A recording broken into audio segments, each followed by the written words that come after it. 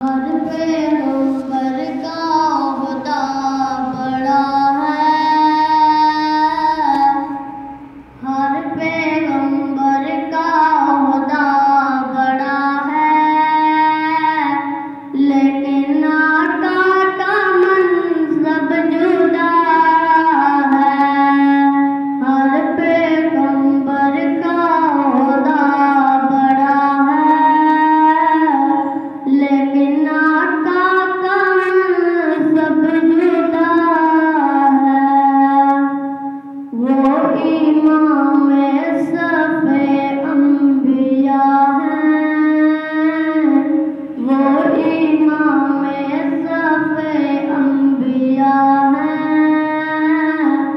ان کا رتبہ بڑوں سے بڑا ہے۔ ہر پیغمبر کا عہدہ بڑا ہے، لیکن آقا کا منصب جدا ہے۔